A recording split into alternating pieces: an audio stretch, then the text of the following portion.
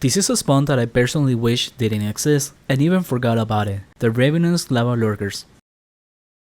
This spawn is located in Castle Dune and is part of the quest The Dangerous Depth. However, you don't need to do any questing, and the only requirement to get to the spawn is to be over level 100. But on this spawn, 3 different tasks can be done for the Dangerous Depth quest, and 2 of them are super easy and quick, and I will cover them at the end of the video. For now, let's talk about the actual spawn. First of all, the reason I said at the start that I wish it didn't exist is because it is very easy to hunt and very high experience, and because of that, it's also insanely popular, to the point that it's perhaps one of the most contested spawns since it can be hunted solo, duo, or even team hunts. In the case of knights, this can be done at around level 130, but during the recording of this video, the pools with 7 monsters were dangerous and I avoided getting fully surrounded. For that, I would recommend over level 150. But since the monsters are very slow, it is easy to control how many you want to kill at a time. Because of that, the way I was hunting included 3 weak pools of 4 monsters and the other 4 were of 6 or 7. And I was just doing the lap around those points. With this EK level 143 and skills 117 and fully imbued, I got up to 2kk raw experience, but on average it was over 1.9kk. That will put the spawn as the best experience possible on a solo knight of this level range, and I should have included it in my best spawns for level 130, but I honestly forgot about it. So why is it that I dislike the spawn so much? Well, my recordings for these videos usually go for at least 20 minutes of hunting. By 15 minutes, you already get the average experience, but by 20 minutes, it should be even more stable. That's while not making mistakes or getting KS'd by others. And to get the recordings for this video, it took me more than 40 minutes of hunting,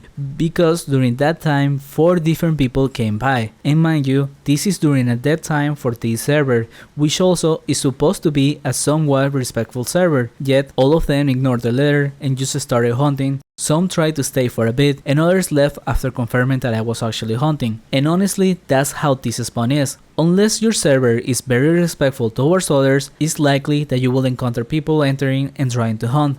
That's why personally, I'd rather take the experience loss of hunting something else over the stress of dealing with people like that, which is why I also didn't try this spawn with my new server character until much later, because at the time I was off around level 150, this place was taken 24/7, and even when I got 200 for the test run, it didn't even reach 20 minutes without getting other people. But at the time, as level 199 and skills 94, I was doing on average 1.6kk of raw XP. I also tried one more time with my high skills knight at level 192, skills 123, and the raw experience was of around the 2.1kk, which I believe to be around the maximum for this spawn, since during that hunt I was doing mostly 8 monster pulls and even included an extra one to avoid overkilling. But another reason I don't like this spawn is because it's 100% waste, because these monsters don't drop anything at all, so because of that you can expect to waste over 150k the hour of hunting here.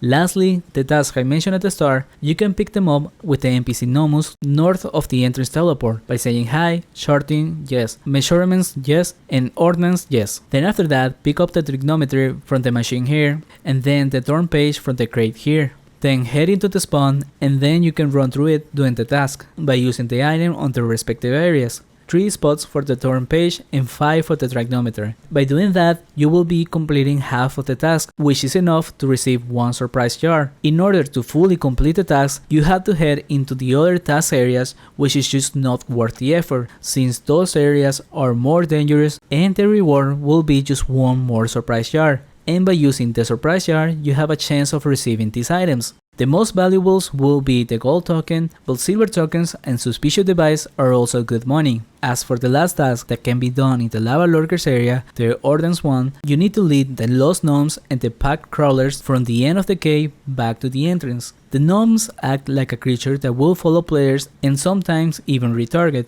and the crawlers act like a creature running a low HP, moving away from the player. This task is easy to do if there isn't people hunting and the lavas are trapped, which is another thing I don't like about the spawn that I didn't mention before. They don't walk over parcels, crates, flowers, etc., making the hunts even easier to do. But back to the task, the gnomes and crawlers can be killed by the lava lurkers, which is why you want them to be trapped, or else doing the task is more difficult and overall it is more time consuming, taking on average more than 5 minutes to complete compared to the 1 or 2 minutes for the other 2 tasks.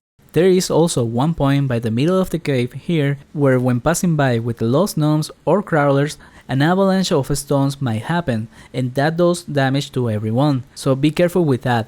And also, you can walk in the lava of this spawn and take 500 damage per step, so if you don't pay attention, that can also lead to deaths. And that's all I got for this video. Thank you for watching, and a special thanks to Tuna Hero, Tortoise Slasher, and Drunken Watson.